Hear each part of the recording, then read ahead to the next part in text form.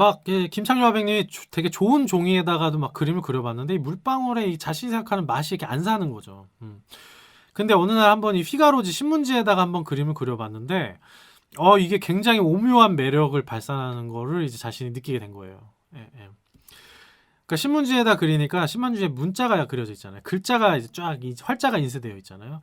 그 활자가 가지고 있는 획과 물방울의 부드러운 질감이 이게 서로 대비가 이루어지게 되게 되면서 물방울이 강조가 되고 문자가 강조가 되면서 이 둘 다 뭔가 이게 조화롭지 않게 섞이고 이제 지저분해 보이는 것이 아니라 이게 굉장히 독특한 미감을 자아내게 되면서 굉장히 이게 큰 대비감에서 오는 이 매력이 굉장히 큰 매력을 발산하게 된다라고 하는 거죠. 그쵸? 네, 그게 느껴지시죠? 김창렬 화백의 작품 보면 느껴지시죠? 제가 말 안 해도 이 말로 표현할 수 없는 지점이 있어요. 그 지점을 이분이 이게 발견해서 회화적으로 표현해낸 거예요.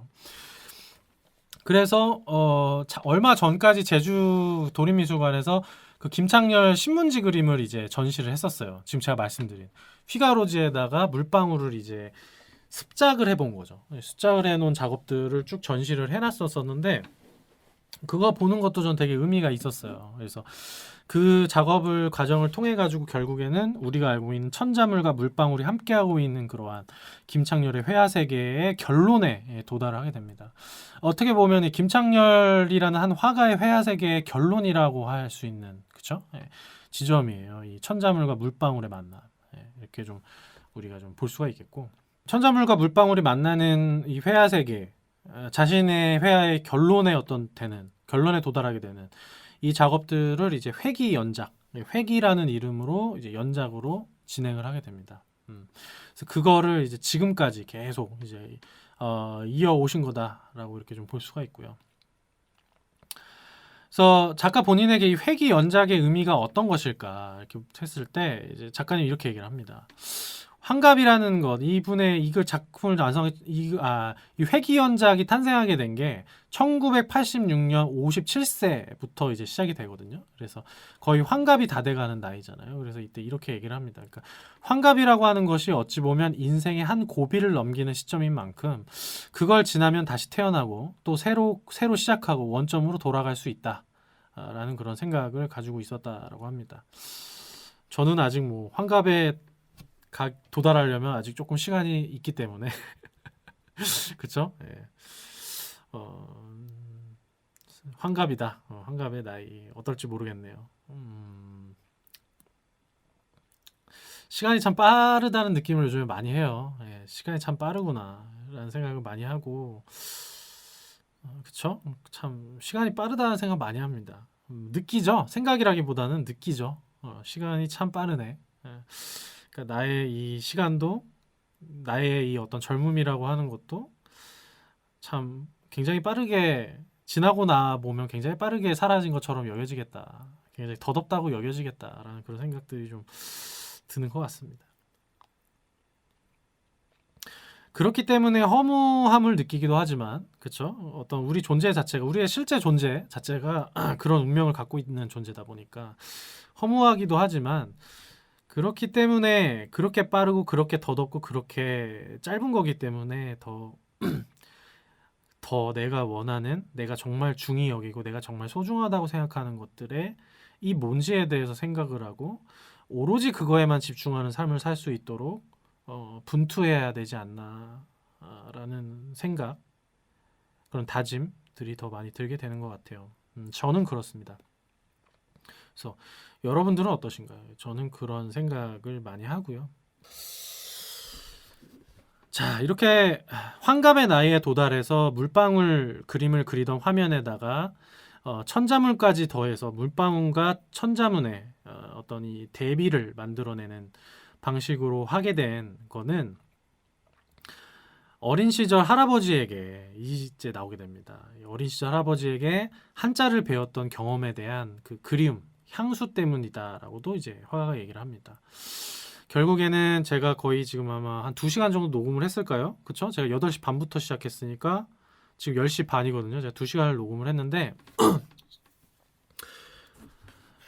맨 처음에 얘기할 때 이제 어린 시절 얘기를 하면서 할아버지가 천자문을 가르쳐 줬었던 거를 얘기를 했죠. 그래서 먹을 가는 법이라든지, 그쵸? 그리고 붓을 다루는 법이라든지, 그거로 글씨를 쓰는 법이라든지, 이런 것들에 대한 걸 배웠던 게 이 화가에게는 굉장히 큰 소중한 추억과 그리움과 행복한 기억으로 남아있고, 환갑이 되는 나이에 자신이 이제 어떻게 보면 세계적인 어떤 화가로서 이미 자리를 잡은 때고, 그런 나이에 자기가 도달했을 때 자신이 결국에는 가고 싶어 하는 곳은 회기였다는 거죠. 그렇죠?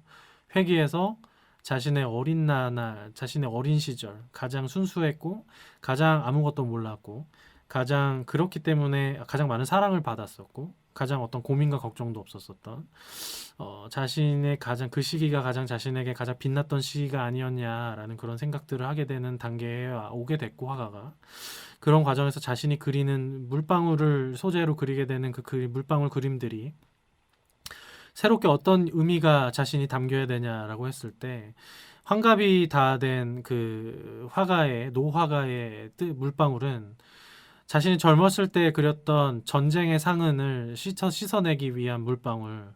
그 다음에 자신이 그 이후에 궁핍과 가난 속에서 어떻게 해서든지 그림으로서 화가로서 화합을 달성하면서 삶을 살아나가는 삶을 살겠다라는 그 분투의 과정 속에서 오게 되는 정신적인 물리적인 어떤 고통과 아픔과 압박감과 그 안에서의 투쟁과 긍정적인 정신과 이런 것들을 자신이 녹여내기 위해서 썼던 현상 시리즈 현상 연작에서 나왔었던 그 비집고 나오는 어떻게 해서든지 내가 이 딱딱한 화면 속에서 비집고 나오겠다라는 그런 자신의 의지를 투영시키는 그러한 물방울의 세계를 넘어서서 자신의 어떤 미학적인 지점들을 더 공고히 하게 되는 실질적인 마포 위에 그리게 되는 물방울의 시기를 넘어서서 환갑에 도달한 노화가가 자신의 물방울에 어떤 것을 자신이 담아야 되겠다라는 걸 생각했을 때 결과적으로 도달하게 된 건 자신의 어린 시절로의 회기로 가는 물방울이었던 거죠.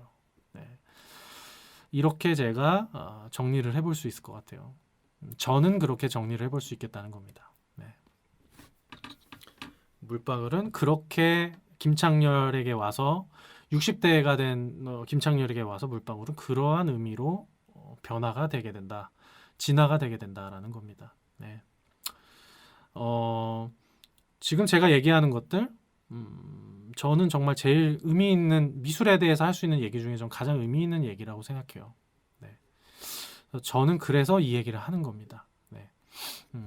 저는 뭐 그런 거예요.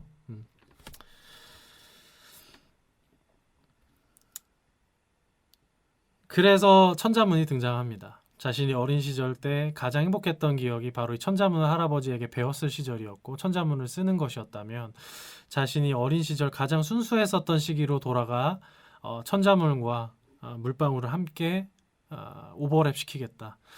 그럼 이 물방울은 이제 와서는 어떻게 되는 거죠? 이거는 이제 순수함의 상징물이 되는 겁니다. 그렇죠? 어떤 물방울 순수하잖아요. 네. 그래서 그 순수함의 어떤 자신의 존재가 갖고 있었던 순수함을 어떻게 보면 응집해서 집어넣는 응집물로서의 어떤 대상이 바로 물방울로서 다시 태어나게 되는 거죠. 그러니까 이 김창렬 화백의 전체적인 물방울 그림들의 세계를 봤을 때 이 물방울이 그때그때 그려진 물방울들이 화가의 입장에서 봤을 때는 다 다른 물방울인 거죠. 그러니까 우리가 눈으로 봤을 때는 다 똑같은 물방울로 보이지만 화가가 봤을 때 화가의 눈에서 이 다 물방울은 다 다른 물방울이 되는 겁니다. 네, 그렇죠? 오늘 방송으로 그거를 전달해 드리고 싶었고 그거를 체감하실 수 있었다면 저는 정말 의미 있는 그 무엇보다도 의미 있는 방송을 만들었다고 생각을 합니다.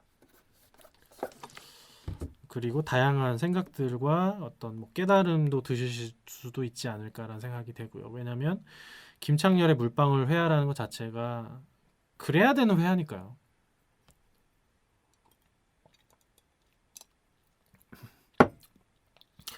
단순히 제가 오늘 얘기하면서 얘기했었던 뭐 유용 미술에서 유행했었던 팝아트와 미니멀 아트가 뭐고 뭐 앵포르멜이 나왔었고 그런 것들이 뭐 어떻게 단색조 연결돼갖고 뭐 이걸 아는 게 중요한 게 아니고요. 그거 알아서 뭐 합니까? 그러니까 그쵸?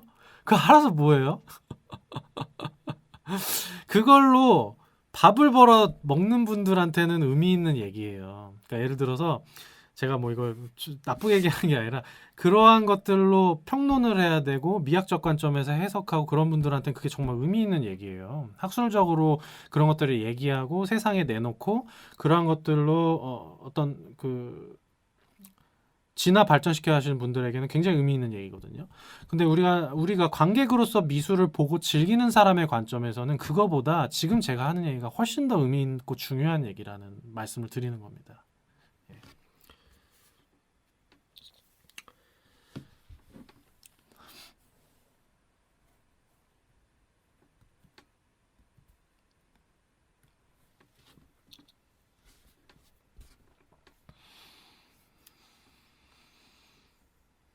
그렇죠. 이를테면 뭐 이런 얘기예요. 그러니까 이런 얘기를 하시는 분들에게는 의미 있는 얘기라는 겁니다.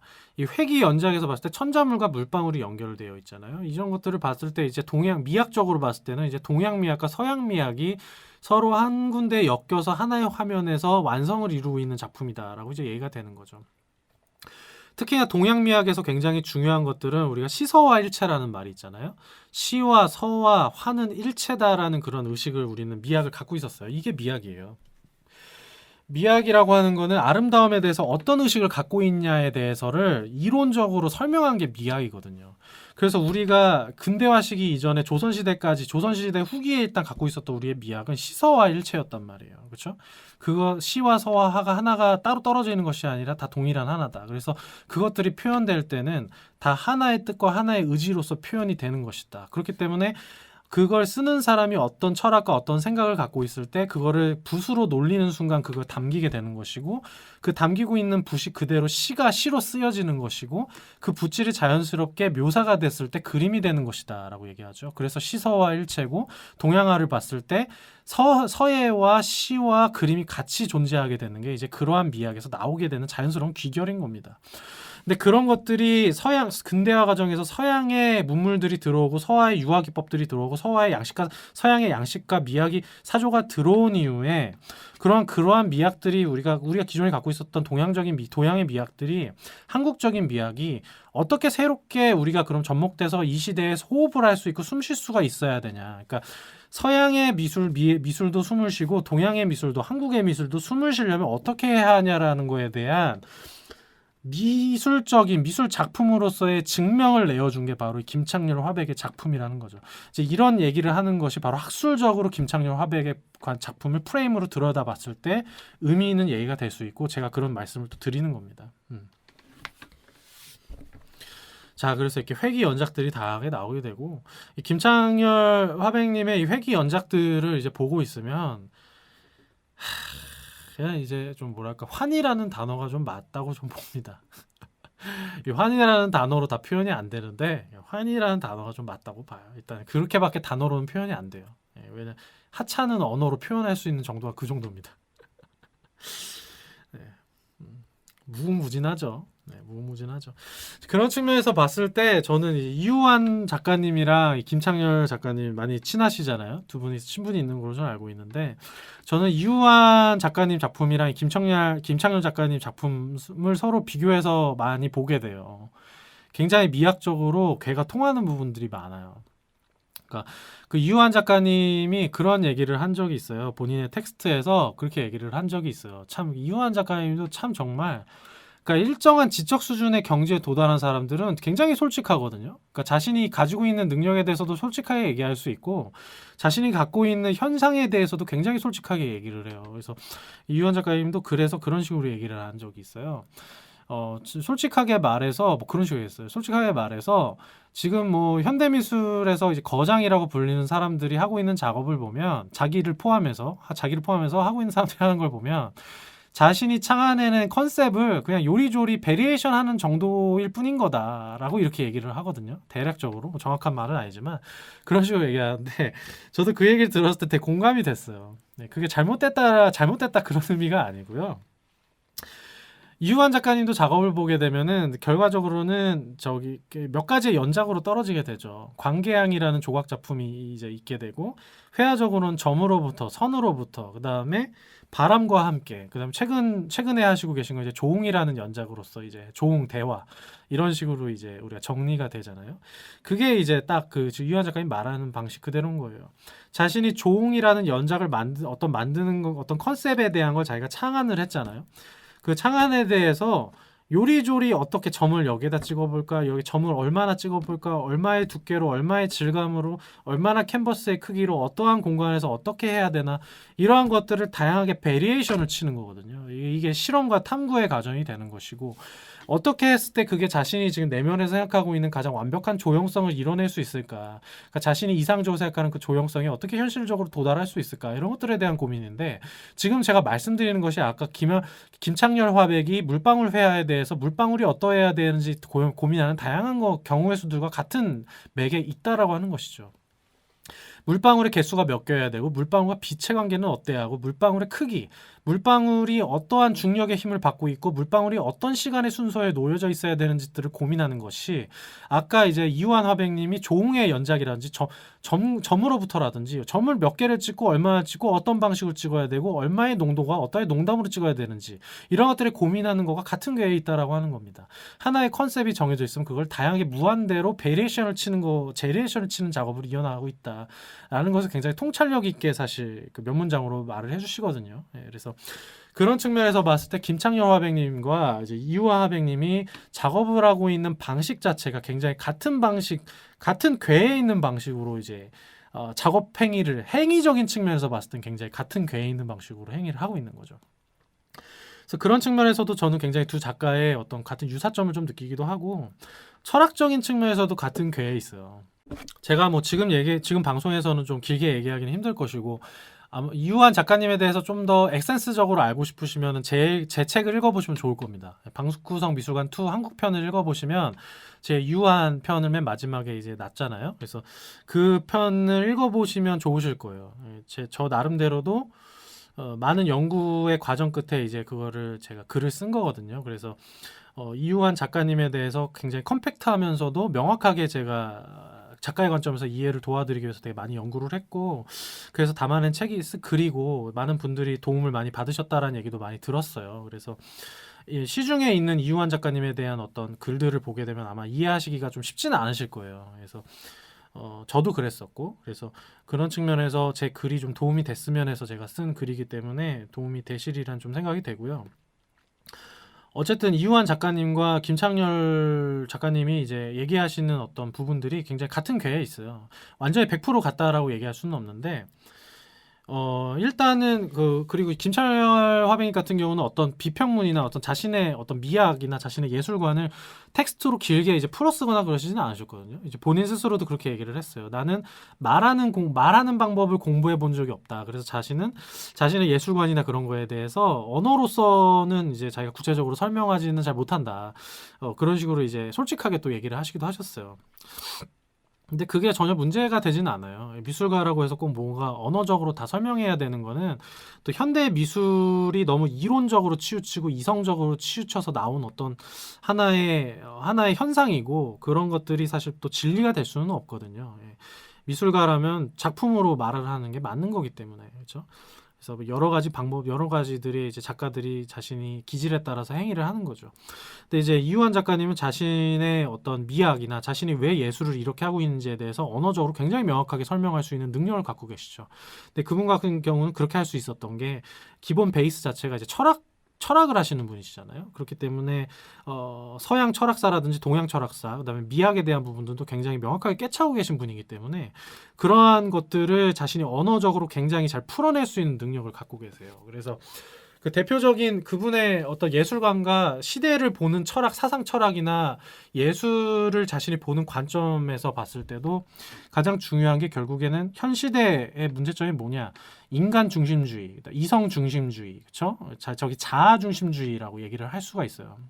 그래서 다양한 워딩으로 제가 얘기할 수 있지만 좀 그렇게 단순화시켜서 얘기할 수가 있고, 그런 측면에서 이제 이유한 화백이 자신의 예술 작품으로서 자신이 주지하고 싶은 것은 무엇이냐면은, 자신의 자아 중심적인 관점에서 벗어나서 그러니까 자신의 이성을 갖고 있고 자신의 두뇌, 자신의 자아 중심적인 관점에서 벗어나서 이제 자신 외부에 있는 자신의 몸 외부에 있는 자신의 신체 외부에 있는 타자, 외부 세계, 외계 세계를 이제 보고 그 외부 세계와 내가 관계를 맺는 거를 그 관계를 맺는 의식을 갖기 가져야 한다라는 거에 대한 사실 자신의 주장이거든요. 자신의 주장을 자신의 작품으로 자기 스스로 몸소 실천을 하면서 보여주고 있는 부분이에요.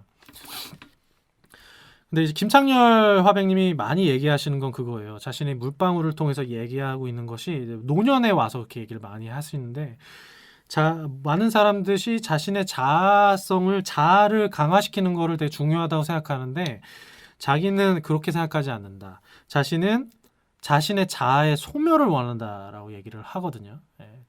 자신이 갖고 있는 생각도, 자신이 갖고 있는 주장도 자신은 별로 이렇게 의미 있다고 생각하지 않는다라는 관점이라고 좀 봐요. 그러니까 어떤 뭐랄까 좀 이거는 좀 깨달음의 경지와 좀 비슷한 거죠. 동양적인 깨달음의 경지에 도달하는 과정에서 말할 수 있는 그러한 좀 언어라고 생각을 하고 자신의 자아의 소멸, 그러니까 사실 에고의 소멸을 얘기하는 거거든요. 불교적인 용어로 보게 되면 자신의 에고를 소멸을 시킨다라는 것과 좀 닿아 있는 거라고 저는 봐요. 그래서 불교적인 관점에서 다분히 얘기를 하시고 계시는 거라고 보거든요. 그래서 그런 측면에서 구체적으로 디테일하게 접근했을 때는 이유한 작가님과 김창렬 작가님의 그러한 좀 예술관은 그 결론적인 측면에서 조금 차이가 있죠. 그러니까 이유한 작가님은 자아의 소멸을 얘기하고 있는 건 아니거든요.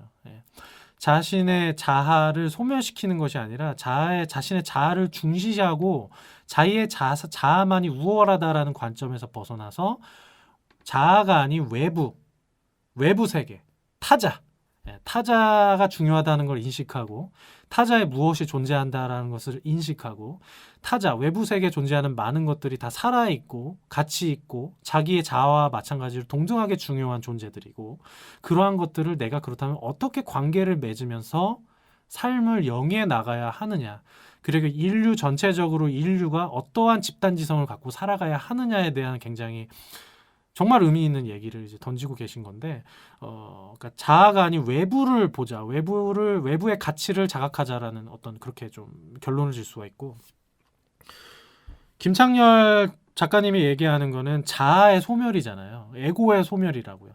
그거는 결론적으로 얘기하면 아까 말씀드렸듯이 다분히 불교적인 수행자의 관점에서 불교의 수행자의 관점에서 얘기를 하는 좀 부분이다라고 좀 볼 수가 있을 것 같아요. 그래서 두 분의 예술관을 구체적으로 봤을 때 인생관이라든지 예술관을 구체적으로 들여다보면 당연히 이런 디테일한 부분에서의 차이는 느껴지지만 이 두 분이 어쨌든 얘기하는 거의 공통점은 자아 중심적인 시각에서 일단 벗어나자라는 거거든요. 지금까지의 인류가 오랜 기간 동안 자아 중심적으로 삶을 살아와서 여러 가지 병폐들이 발생했으니 자기 자신도 힘들어하게 하고 공동체도 힘들게 하고 사회도 힘들게 하고 전 인류와 세상을 다 힘들게 만드는 부분이 거기서 나왔으니 자아를 내려놓자, 그렇죠? 자아를 다른 관점으로 좀 바라보자라는 것에 대한 생각은 두 분이 같은 궤에 있는 부분이죠. 그래서 그런 부분 때문에 두 분의 작품을 봤을 때 사실 어떤 그런 철학들이 반영됐다는 측면이 굉장히 또 같은 궤에 있는 것들로 좀 보이기도 하죠. 그래서 갑자기 말이 길어지긴 했는데 어쨌든 좀 그렇게도 많이 생각이 됩니다. 이효한 작가님과 김창렬 작가님의 그런 회화 세계를 보게 되면 같은 점도 있고 다른 점도 존재하고 그런 것들을 저는 생각해 보면서 또 보는 것도 되게 재미있는 일이거든요. 그래서 말씀을 좀 드립니다. 이제 2시간을 넘게 떠드니까 목이 조금씩 아프네. 자, 이제 그러면은 마지막 이제 얘기를 좀 해볼게요. 근데 이미 좀 얘기를 많이 하긴 했어요. 그리고 이미 제가 지금까지 방송을 하는 과정 안에서 얘기를 한 것들에서 이미 제가 지금 앞으로 얘기할 결론들은 다 얘기하는 와중에 나온 것 같아요. 그래도 마지막으로 정리를 해야겠죠. 뭘 정리하냐? 오늘의 방송 제목에 대한 제가 정리를 해야겠죠. 그렇죠? 오늘 제 방송 제목 그 오프닝에서도 말씀드렸듯이 물방울은 무엇인가? 라는 질문에 대한 답을 해야겠죠. 그래서 여기서 물방울은 무엇인가는 김창렬에게 물방울은 무엇인가에 대한 정리라고 좀 볼 수가 있겠죠. 예, 그래서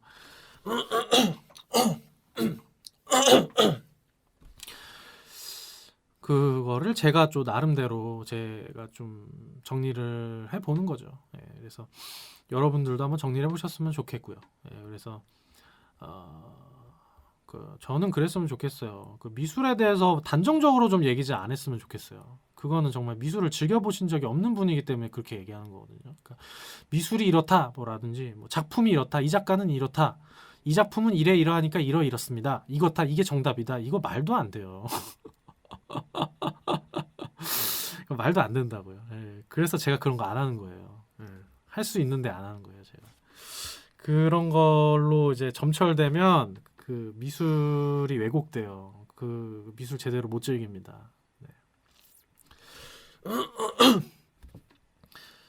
물방울을 김창렬이 그린다는 건 어떤 의미일까? 그래서 그분이 이렇게 얘기를 해요. 그래서 물방울을 그린다는 것은 물을 통한 모든 기억이며 모든 노력이며 모든 번민이다 이렇게 얘기를 합니다. 저는 어떻게 보면 이분이 말한 물방울에 대한 정의 중에 가장 어떤 정수에 와닿는 그 표현이지 않나 싶어요. 물방울을 그린다는 것은 물을 통한 모든 기억이며, 그렇죠? 물을 통해서 모든 기억, 모든 노력, 모든 번민이다 이렇게 얘기를 하고 있어요. 네, 감이 좀 오시나요? 제가 조금 해체를 시켜서 이렇게 풀어보면 몇 가지로 좀 말씀드릴 수 있을 것 같아요. 일단 김창렬에게 물방울이 뭐냐? 그럼 첫 번째로 가장 쉽게 말할 수 있는 거는 가장 표면적으로 쉽게 말할 수 있는 거 그리고 굉장히 많이 논의되고 있는 얘기는 바로 이거겠죠. 20세기 한국사를 관통하는 고통과 상처의 원형이 진화해온 형태다라고 좀 이렇게 얘기를 해볼 수도 있죠. 그렇죠? 예. 그렇게 얘기해 볼 수가 있죠. 그러니까 아까부터 계속 얘기했지만 이 김창렬 화백이 맨 처음에 물방울을 그리게 된 것도 자신이 어렸을 적에 있었던 뭐 일제 강점기의 고통, 그다음에 뭐 좌우 정치 분열에서 느꼈던 자신의 고통, 그다음에 민족의 분열, 그다음에 한국 전쟁 이후에 있었었던 여러 가지 또 궁핍하고 힘든 상황에서 자신의 예술을 이어왔던 그런 부분들이 있는데 그 과정 안에서 자신이 겪었었던 한국사의 고통들이 있잖아요. 네. 한국사에서 있었던 역사적인 어려움들, 특히 한국 전쟁, 그렇죠? 거기서 많은 생명들이 세상을 떠나게 되는 모습들을 봤던 것들. 그런데 정신적인 아픔들 이런 것들을 물방울로 표현해내고 있다. 그렇다면 이거는 한 생명의 영혼의 덩어리일 수도 있고 한 생명이 갖고 있는 눈물일 수도 있는 거죠. 그렇죠? 그런 물방울로서 우리가 생각이 될 수도 있는 것이고 또 가장 인간이 표현할 수 있는 가장 극도의 순수함의 상징물이라고도 좀 볼 수 있을 것 같아요. 예, 이분이 또 이렇게 얘기하거든요. 물방울이 뭔가요? 이렇게 대답해서 또 이렇게 얘기해요. 배설물이지만 깨끗해서 먹을 수도 있는 애기오줌 같은 귀한 존재지요 라고 얘기를 합니다. 예, 배설물이지만 나의 배설물이죠. 그러니까 내가 뱉어내는 배설물이지만 깨끗해서 먹을 수도 있는 애기오줌 같은 귀한 존재지요. 이 말은 뭐죠? 내가 뱉어낸 표현이지만 내 내면에 여전히 존재하고 있는 내 어린 시절 때 갖고 있었고 난 아직 잃어버리지 않은 내 그 순수함, 내 내면에 존재하고 있는 그 어린아이 적부터 지금까지 내가 절대 놓치지 않고 잃지 않고자 노력하면서 내가 지금까지 계속 내 영혼에서 지켜왔었던 그 순수함 있잖아요. 그 순수함을 내 물방울에 투영시키고 있다, 담아내고 있다 이렇게 좀 볼 수 있죠. 이렇게 된다고 한다면 이거는 김창렬 화백이 갖고 있는 내면의 영혼의 순수함을 자신의 물방울로 담아내고 있다라고도 우리가 볼 수가 있죠. 그렇게 또 이렇게도 얘기할 수 있죠. 제가 마지막 편에 아까 이우한 작가님과 같이 이렇게 얘기한 부분이기도 하지만 물방울을 평생 그렸다는 거죠. 물방울을 평생 그렸어요. 그 무한정 그걸 반복했거든요. 이게 그 수행적인 행위로서 이제 결국에는 기결이 됐다라는 거죠. 네. 처음에 물방울을 그리는 거는 이 화가에게 수행의 행위가 되지는 않았지만 이거를 10년, 20년, 30년, 40년 이렇게 세상을 떠날 때까지 물방울을 그리다 보니 자연스럽게 반복적으로 물방울을 그리다 보니 이게 자신에게는 수행의 행위가 된 거죠. 어떤 하나의 수행의 행위로서 물방울을 그리는 행위가 된 겁니다. 그러니까 자신이 물방울을 그리는 행위 자체가 자신에게 굉장히 어느 그 무엇보다도 자신의 정신과 영혼에 대한 수행의 행위와 같아졌다라는 거죠. 이렇게 얘기를 합니다. 옛날에 달마대사는 중처럼 변만 쳐다보고 면벽수행이죠. 9년 만에 득도 해탈해서 부처님이 되었다고 하는데, 나는 미친놈처럼 캔버스를 마주하고 앉아 물방울 그리기로 40년을 보냈어. 이렇게 얘기를 하고 또 이렇게 얘기를 합니다. 작가 스스로 물방울 그리기가 수행과도 같다고 이제 암시하는 말들을 계속 많이 했어요. 노년에 와서. 절에 가면 스님들이 마당을 쓸고 물을 뿌려요. 그게 일종의 정화행위지. 마치 스님이 연불을 외든 나는 물방울을 그리는 거야. 농부가 밭에서 씨를 뿌리고 수확하며 일하다 죽듯이 그렇게 그림 그리다가 죽는 거잖아. 여한이 없어요. 이렇게 얘기를 하고요. 평생 물방울을 그리면서 영혼이 닿을 수 있겠다는 착각이 들기도 했다. 이런 얘기를 하기도 하고요. 물방울을 그리는 것은 모든 사물을 투영하고 텅 빈 것으로 만들기 위해 용해하는 행위다라고 이렇게 얘기를 합니다. 그러니까 물방울을 그리는 행위 자체가 자신에게 어떤 자신이 인간으로서 어떤 한 깨달음의 어떤 경지, 그렇죠? 어떤 온전한 어떤 인간의 경지로 도달하는 데 있어서 어떤 자신의 수행의 행위로서 자신이 하는 게 바로 이 물방울을 그리는 행위라는 거죠. 네. 이런 그쵸. 이 반복적인 행위가 정말 수행에 도움이 된다라고 저도 생각해요. 예를 들어서 뭐 바느질을 하는 행위라든지. 그래서 우리가 불교에서도 수행을 할 때 그 묵주를 이렇게 하나씩 이렇게 돌리면서, 그쵸? 하나씩 잡으면서 이제 그 수행을 하게 되잖아요. 그 반복적인 수행. 그다음에 달마대사가 아까 면벽 수행을 한 거, 9년 동안 벽만 바라본 거라든지, 그렇죠? 가부좌를 틀고 보리수 나무 아래에서 이제 수행을 하는 붓다라든지, 어떤 그 과정 안에서 어떤 깨달음을 얻게 되는 부분이라든지, 우리가 요가라는 것도 굉장히 수행이 되는 행위라고들 얘기를 하잖아요. 그 요가 같은 경우도 왜 수행이 되나? 결국에는 본질적인 영역으로 들어갔을 때는 자신의 육체를 가지고 반복적인 행위를 수행하잖아요. 그렇잖아요. 어떤 하나의 동작이 있고 그 동작을 반복적으로 수행하는 행위 안에서 자기 자신에게 집중하게 되고 자기 자신의 몸에 대해서 집중을 하게 되고 자기 자신의 몸과 정신이 어떤지에 대해서 자각을 하게 되는 과정이 바로 요가의 수행 과정이 되겠죠. 그렇죠? 그러한 과정이 형식만 달라졌을 뿐인 거지 자신이 어떤 물방울을 그리는 과정이라든지 자신이 어떤 걷는 과정이라든지 자신이 어떤 결국엔 노동의 과정이거든요. 이게 노동의 행위에 엮여지는 문제가 되는 겁니다. 자신이 어떤 노동의 행위를 하는 데 있어서 한 과정에서 반복적인 행위를 노동은 반복하게끔 되어 있는데 그 반복적인 행위를 자신이 어떤 가치와 의미 부여를 가지고 하냐에 따라서 그것은 쓸데없고 무가치한 그냥 돈벌이, 단순한 돈벌이의 수단으로서 전락할 수도 있는 것이고 자신의 영혼과 자신의 정신을 고양시켜서 어떤 하나의 자신이 성숙된 인간으로서 가는 데 있어서 굉장히 중요한 수행의 방법으로서 될 수 있는 어떤 굉장히 소중한 방법이 될 수도 있다는 거죠. 어쨌든 뭐 그런 측면에서 김창렬 화백에게 물방울을 그리는 행위 자체는 자신이 바라는 어떤 과정 제 생각엔 되게 불교적인 과정으로 보여지고요. 왜냐하면 계속해서 비유하는 것들이 불교적인 것들을 얘기하시잖아요. 부처가 마당을 쓰고 물을 쓰는 게 일종의 정화행위다라고 얘기하는 거라든지 달마대사가 면벽수행을 9년 동안 했다라든지 뭐 이런 것들이 다 불교적인 그런 내용이 되는 것이고 결국에 이분은 어떤 열반의 경지, 그렇죠? 어떤 해탈의 경지에 가기 위해서 자신이 하는 수행 자체를 물방울 그리기다라고 물방울 그리기로 하려고 했다라고 좀 볼 수가 있지 않나 싶고 이러한 부분들을 제가 얘기하면 이제 장욱진 화백이 자연스럽게 떠오를 수가 있죠. 장욱진 화백도 결국엔 그림을 그리게 되면서 그렇죠? 자신의 수행의 행위로서 그림을 사용했고 그 과정 안에서 자신에게 불필요한 욕망들과 욕구들을 제거하는 수행의 방식으로서 그렇죠? 그림을 그렸기 때문에 그러한 부분에서도 장욱진과 김창렬 이 두 분의 이제 예술 세계에서도 어떤 형태가 당연히 달라 보이지만 같은 궤에 있는 행위였다라고도 또 우리가 볼 수가 있죠.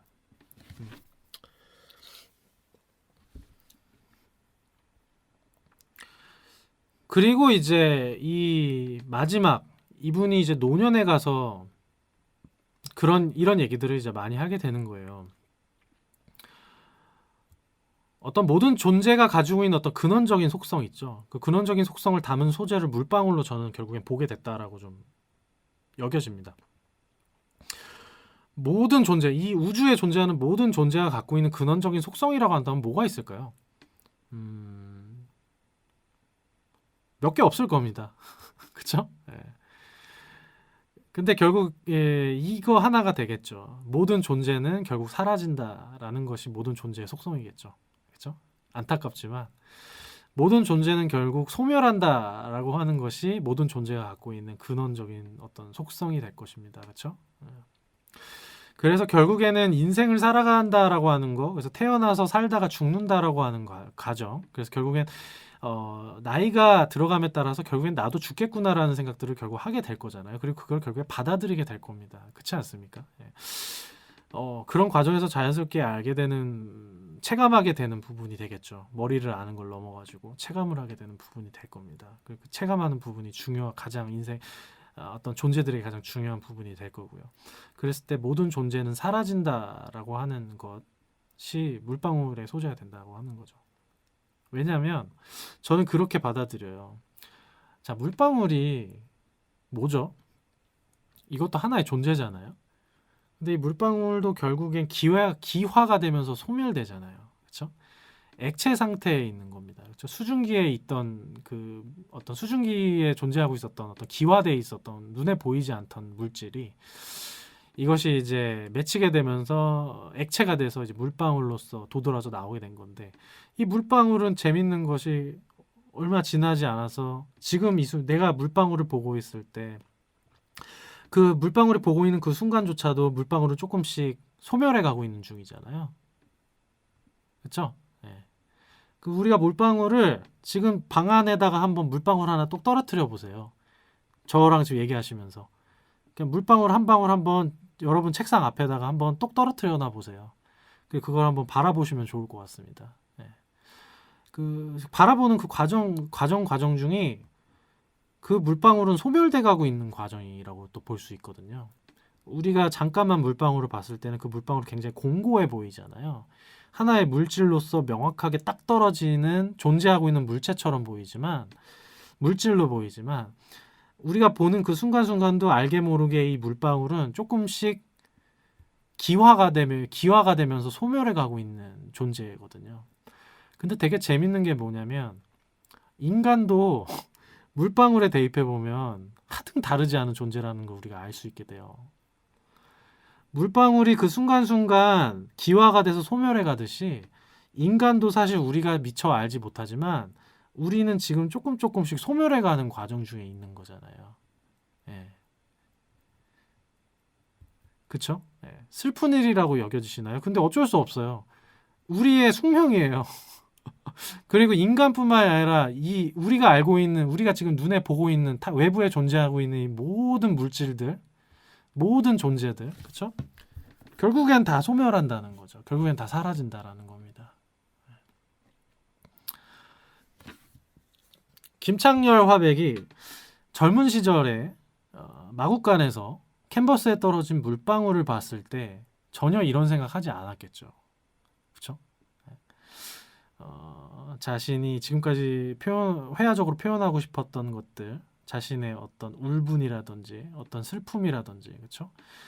자신의 삶에 있는 어떤 그 강한 어떤 밀도 속에서 자신이 살고 있는 삶에 대해서 느껴지는 것들, 이런 것들을 자신이 물방울로 표현해낼 수 있겠다라는 착안으로 이제 시작이 된 이 물방울이 40대, 50대, 60대, 그렇죠? 이렇게 70대, 80대 이렇게 시간이 지나게 되는 과정에서 계속 물방울을 그리게 되면서 자신에게 이 물방울이라는 것은 결국에는 이게 나구나라는 생각을 하게 됐다라는 거죠. 그렇죠?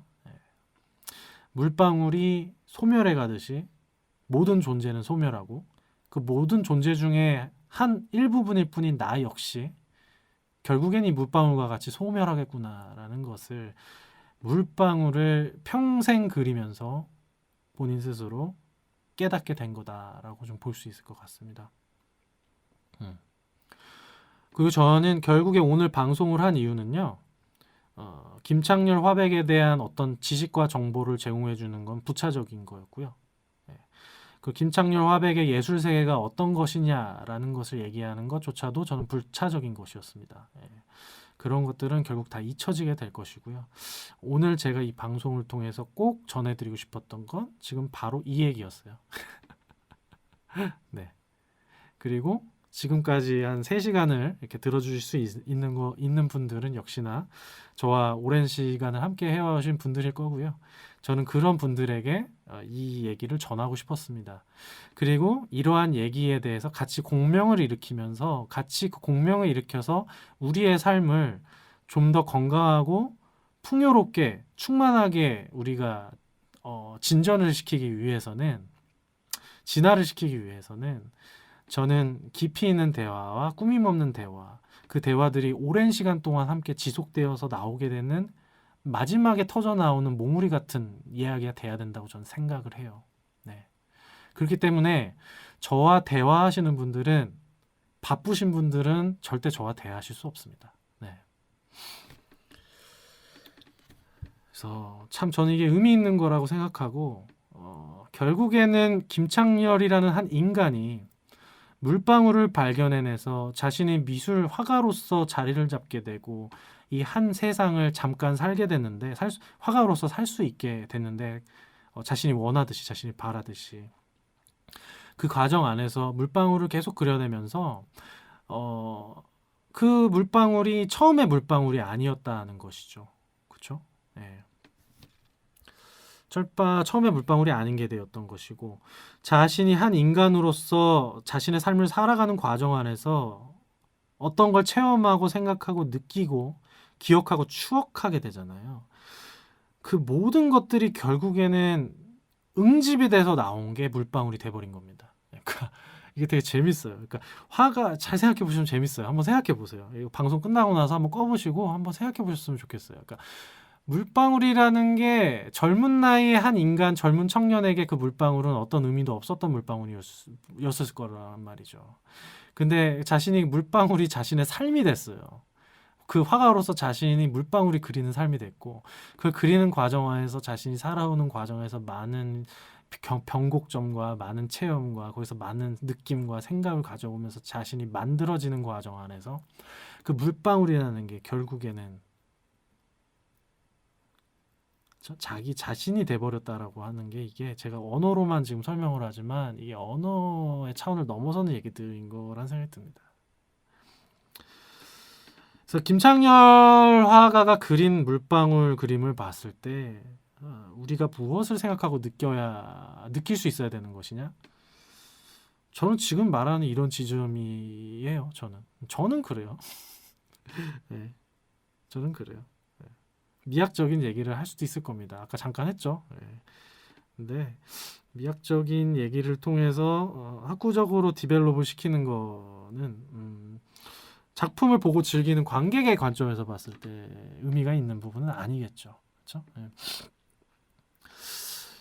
그래서 저는 이런 부분들이 참 그렇습니다. 결국에는 제 오늘 방송은 물방울 하나로 떨어뜨리고 싶었거든요. 지금 그것이 이게 물방울이 됐으면 좋겠다라는 그런 생각을 합니다. 그렇죠? 그렇죠? 그러니까 물방울이 곧 김창렬의 삶이고 김창렬의 삶이 곧 물방울이 돼버린 그러한 결론에 도달했고 김창렬은 그 결론에서 세상을 떠난 화가지 않나라는 그런 생각을 좀 해봅니다. 제가 이렇게 그냥 방송 준비하다 적었어요. 아무 의미도 없는 물방울에 삶의 모든 의미를 응집시키며 평생 물방울을 그리다. 결국 그런 행위도 물방울처럼 아무 의미도 없음을 되뇌이며 모든 존재의 숙명처럼 무로 돌아간 사람, 물방울처럼. 저는 이렇게 좀 결론을 쥐게 됐습니다. 그렇기 때문에 김창렬에게 물방울은 단 하나의 의미만 가지지 않아요. 자기 삶의 모든 기억과 생각과 감정과 철학이 담겨져 있는 응축물이 이제 이 물방울이 되는 겁니다. 그러니까 이유한 화백에게 제가 비유를 해보자면 이유한 화백에게는 하나의 점이 되는 거거든요. 하나의 돌이 되는 거고 이러한 표현이 응축물이 하나의 점이 되고 하나의 돌이 되고 지금에 와서는 이제 조웅 영작에서 그 조웅 영작을 할 때 그 붓질이 단 한 번의 붓질로 끝나는 것이 아니에요. 그 봤을 때 굉장히 단순하게 그리는 것처럼 보이지만 그 붓질을 계속해서 반복적으로 해요. 몇 주 동안. 몇 주 동안 몇 차례에 거쳐가지고 계속해서 같은 그 붓질의 위치에다가 계속해서 붓 스트로크를 이제 숨을 멈춘 상태에서 그 팔레트 위에 올라가가지고 진행을 하는 거거든요. 그 진행하는 것도 그 화가 스스로 정신적으로 굉장히 그 안정이 되어 있고 이 붓질을 내가 할 수 있겠다라는 자신의 정신적인 상태에 도달했을 때 그 붓질을 하려고 노력하는 걸로 저는 봅니다. 예, 그 수행의 과정에 있는 것이고요. 그런 점 하나, 붓질 하나 이게 결국에는 이제 김창렬에게는 물방울이 되는 것이다라고 좀 이렇게 귀결을 좀 시켜보고 싶고요. 그렇기 때문에 이러한 이제 김창렬에게 물방울이 무엇인가에 대해서 이제 좀 체감하게 됐을 거라 생각이 됩니다. 저랑 방송을 같이 이렇게 들으셨다면.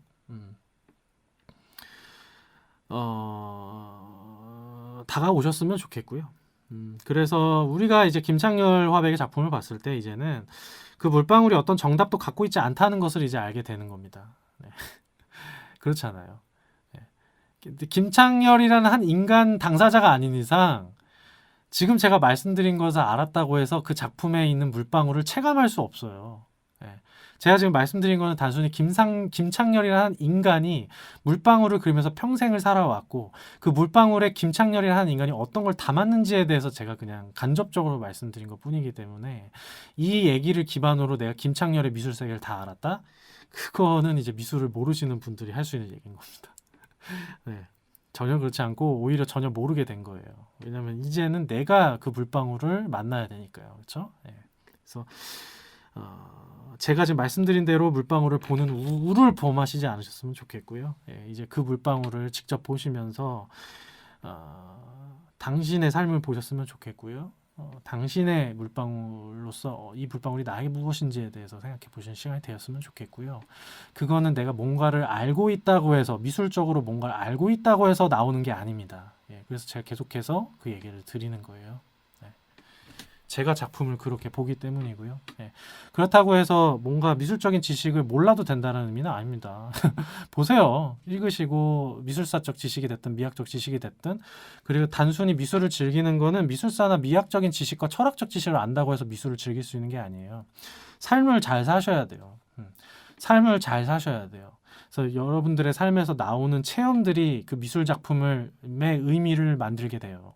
그렇기 때문에 어떤 지식적인 측면을 어떤 특정한 미술적인 관련된 지식을 안다고 해서 그 미술에 대해서 내가 많이 알게 되고 많이 보이게 된다라고 하는 것은 굉장히 오류가 많은 생각입니다. 예, 미술 작품을 즐겨보신 적이 없는 분들이 그렇게 주장을 하실 수가 있는 거예요. 네, 저는 그렇게 그 과정까지도 다 지나고 나서 보니 드리는 말씀이에요. 네, 그렇게 저는 말씀을 드릴 수 있고 그런 측면에서 수학책, 과학책, 소설책, 시, 영화, 음악, 내가 살아가는 거, 친구와의 우정, 사랑, 아이를 낳고 출산해서 키우는 것, 부부와의 관계, 내 옆에 있는 사람들과의 관계 다 미술을 즐기는데 엄청나게 큰 도움이 됩니다. 오히려 미술 관련된 책을 미술사적 지식이라든지 뭐 그런 책을 읽으시면서 하는 것보다 여러분들의 삶에서 만나게 되는 인연과 만나게 되는 생명과의 관계에서 얻게 되는 자신 스스로가 만들어내는 깨달음과 생각과 추억의 깊이들이 결국엔 그 미술 작품의 가치를 여러분들이 만나실 때 만들게 될 겁니다. 네. 그래서 그런 얘기를 하고 싶었고요. 그래서 이 얘기를 결국엔 저랑 하게 되는 것도 저한테는 가장 소중한 분들과 나누게 되는 마지막 얘기가 될 거라고 생각하기 때문에 저는 이렇게 마무리를 접겠습니다. 오늘 방송도 꽤 오래 했네요. 오늘 제가 3시간을 녹음한 것 같습니다. 그렇죠? 그래서 저도 방송 항상 준비할 때 그래요. 방송 예전부터 계속 얘기했지만 제가 방송 준비할 때는 항상 그래요. 이거 한 30분이면 다 끝날 수 있겠다. 이렇게 생각해요. 길어도 1시간 안에 끝나겠네 이런 생각 하거든요. 그래서 그렇게도 할 수 있죠. 그냥 읊으면 끝나는 거니까. 그냥 제가 김창렬 화백에 대한 정보를 읊으면 되는 거 아닙니까? 그거 누가 못해요. 다 하지. 그게 저도 시간 낭비 안 하고 좋은 일이에요. 에너지도 들 쓰고. 한번 3시간 녹음기 켜놓고 말해보세요. 이게 얼마나 힘든 일인지 알게 되실 거예요. 예. 그러니까 본인이 직접 해보지 않는 이상 누구도 그 현실에 대해서 알 수 없어요. 예. 그러니까 함부로 타인의 인생에 대해서 얘기하는 거 아니에요. 예. 그렇게 얘기하시는 분들은 자기 자신에 대한 인생에 대해서도 충만한 충일된 삶을 살지 못하기 때문에 타인의 인생에 대해서 막 얘기할 수 있는 거거든요. 예. 누구도 타인의 인생에 대해서 막 얘기할 수 없어요. 본인이 직접 경험해 보셔야죠. 그렇지만 저는 그렇게 하고 싶지 않아요. 계속 항상 얘기하는 거지만 제 방구석 미술관이라는 게 저한테 정말 없어서는 안 되는 의미이기도 하고 그 청취자 여러분들 함께 하고 있는 청취자 여러분들에게 제가 무언가를 들려드려야 되는 거에 대한 책임감과 그거에 대한 가치와 뜻을 저는 갖고 있기 때문에 단순히 조회수를 늘린다? 뭐 단순히 그냥 빨리 끝내고 많이 만들어야지 왜 그럽니까? 예. 그 결국엔 조회수 높여갖고 자기 잘 되려고 그러는 거잖아요. 이렇게 너무 이기적으로 하면 안 됩니다. 모든 행위는 다 이기성이 있죠. 예. 저도 이걸 하는 데 있어서 이기성이 있습니다. 예. 그렇지만 지켜야 되는 기준들과 원칙들은 존재한 상태에서 뭔가를 하셔야죠. 예. 그래서 저는 김창렬 화백을 오늘 모셔와서 결국엔 제 생각엔 그런 생각이 들어요. 김창렬 화백이라는 한 화가라는 한 인간이 가장 결국엔 하고 싶었던 얘기들을 같이 오늘 나눈 것들이 아닐까라는 그런 생각들이 듭니다. 예. 그리고 그런 얘기를 우리 소중한 청취자 여러분들과 제가 3시간을 들여서 제 삶의 유한한 시간 속에서 이 3시간이라는 시간을 제가 사용을 함으로써 그리고 이 방송은 영원히 이 세상에서 소멸되지 않을 것이고 제가 삭제하지 않는 이상 그쵸? 소멸되지 않을 것이고 어떤 한 분이라도 이 방송을 끝까지 들으셨다면 그 과정 안에서 한 분이라도 어떤 의미를 정말 느끼셨다면 저는 제 3시간 쓴 게 가치 있는 거죠. 그 무엇보다도 네. 그런 생각으로 저는 얘기를 합니다. 자, 그래서 오늘 뭐 방송을 제가 마무리 해보겠습니다. 그래서